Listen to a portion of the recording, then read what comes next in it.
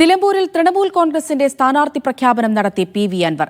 ഒരാഴ്ചയോളം നീണ്ടുനിന്ന നാടകീയ നീക്കങ്ങൾക്കൊടുവിലാണ് പി.വി. അൻവർ നിലമ്പൂരിലെ സ്ഥാനാർത്ഥിയാകുന്നത്. ഇരു സ്ഥാനാർത്ഥികളെയും പ്രതിപക്ഷ നേതാവ് വി.ഡി. സതീശനെയും കടന്നാക്രമിച്ചാണ് തെരഞ്ഞെടുപ്പ് പോരാട്ടത്തിലേക്ക് അൻവറിന്റെ വരവ്. തൃണമൂൽ കോൺഗ്രസ് ഔദ്യോഗികമായും നിലമ്പൂരിലെ സ്ഥാനാർത്ഥിയായി പി.വി. അൻവറിനെ പ്രഖ്യാപിച്ചു.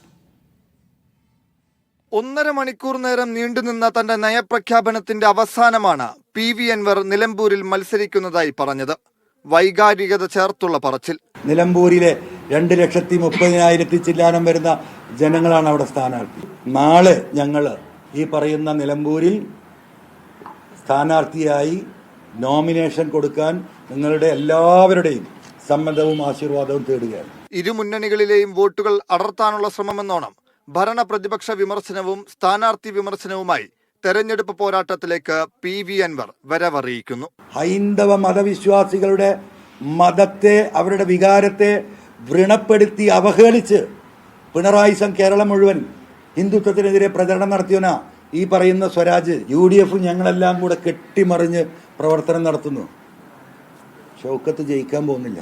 ഇദ്ദേഹം മുസ്ലിം സമുദായത്തിന്റെ ഒരു റെപ്രസെന്റേറ്റീവാണ് എന്ന് ആരും അംഗീകരിക്കാൻ പോകുന്നില്ല. പ്രതിപക്ഷ നേതാവ് വി.ഡി. സതീശനും മുഖ്യമന്ത്രി പിണറായി വിജയനും തമ്മിൽ അവിശുദ്ധ ബാന്ധവം ആരോപിച്ച അൻവർ സതീശന് ഹിറ്റ്ലറിസം എന്നും പറഞ്ഞു. പിണറായി വിജയന്റെ പിന്നിൽ നേരെ നിൽക്കുന്നത് വി.ഡി. സതീശൻ, അതിന്റെ പിന്നിൽ നിൽക്കുന്നത് ഷൗക്കത്ത്.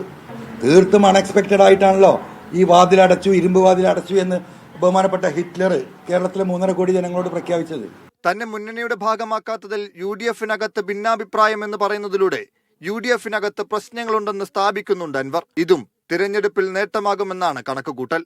പി.വി. അൻവറിന്റെ പ്രഖ്യാപനത്തിന് പിന്നാലെ തൃണമൂൽ കോൺഗ്രസ് ഔദ്യോഗികമായും നിലമ്പൂരിലെ സ്ഥാനാർത്ഥിയായി അൻവറിനെ പ്രഖ്യാപിച്ചു. എക്സ് പേജിലെ ട്വീറ്റിലൂടെയാണ് തൃണമൂൽ കോൺഗ്രസ് ദേശീയ നേതൃത്വം നിലമ്പൂരിൽ പാർട്ടി സ്ഥാനാർത്ഥിയെ പ്രഖ്യാപിച്ചത്.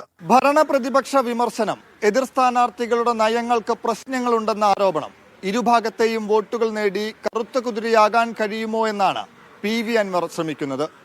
ജയത്തോളം പോന്ന പരാജയമെങ്കിലും സാധ്യമാകുമോ എന്നും അൻവർ ലക്ഷ്യമിടുന്നു. നിലമ്പൂരിൽ നിന്ന് ഷബീർ ഒമർ, ടീം മീഡിയ 1.